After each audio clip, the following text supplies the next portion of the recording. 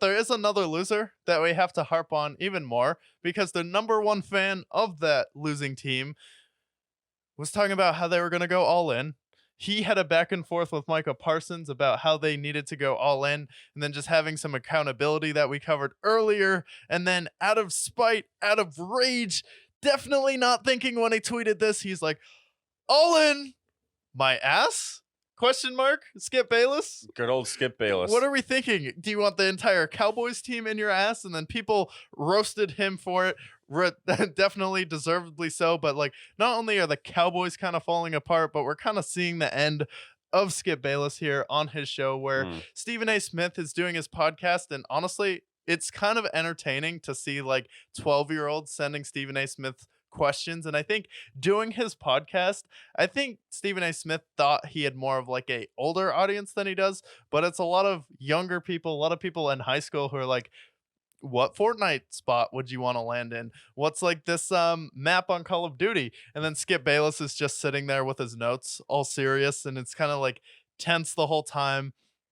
Stephen A. Smith knows how to make fun of himself a little bit, even though he still has a big ego, but like his show on Undisputed is so boring, and the Cowboys and Undisputed are kind of falling apart. And then you have Richard Sherman gets arrested. Dak Prescott has an allegation against him.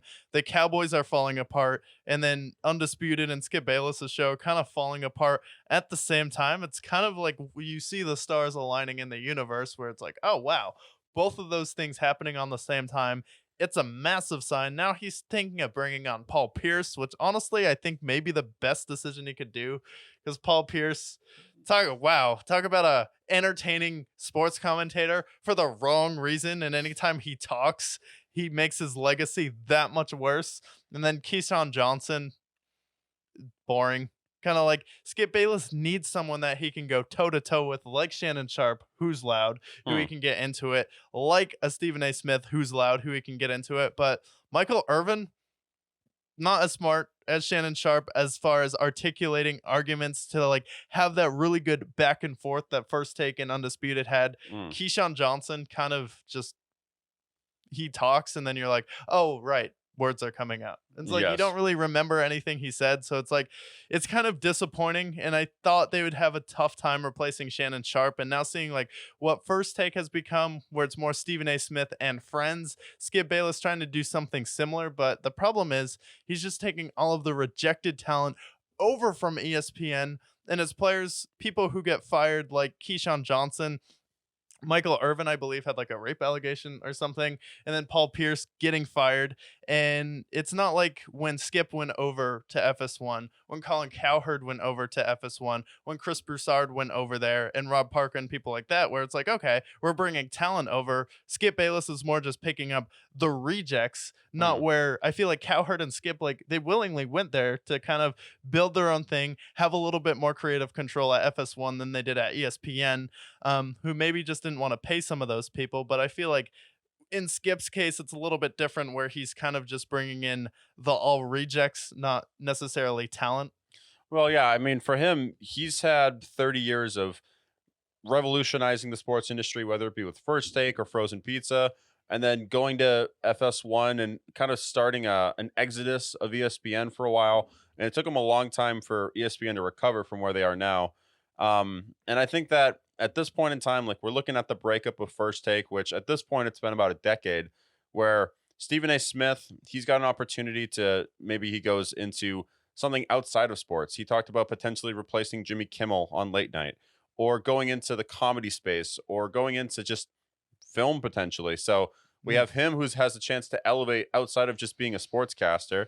And then we have Skip Bayless, who much older than Stephen A. And he's going into more of transitioning out into almost obscurity to some extent, where you have the same old shtick that you've had for the last 30 years. You have the cowboy bit. At least he's an honest Cowboys fan. That's the only thing I can really give him credit for. But with the talent there, with the show just kind of being stale over the last year or so, I think it's time for him to kind of transition more into something new, kind of then rather than being the same trick pony. So honestly, I think that it's time for him to maybe retire, maybe go into a different field. But I think Stephen A is definitely winning the divorce at this point. Yeah, definitely winning the divorce. And it's like Shannon Sharp went there, but it's like I'm not really watching First Take for Shannon Sharp, where like Undisputed, it was just Skip and Shannon going back and forth the whole time. They stopped really having guests on the show. And I thought that show excelled because you did have that good back and forth where I feel like now Skip, it's kind of like, ooh, ha ha, go lucky show. And it's like it's not as controversial. You don't get those heated moments that he did with Shannon Sharp. And it's kind of just like poetic that the Cowboys and Undisputed and Skip Bayless is kind of like taking a downturn at the same time. And then he was in the prime of his career when the Cowboys were really good, covering them.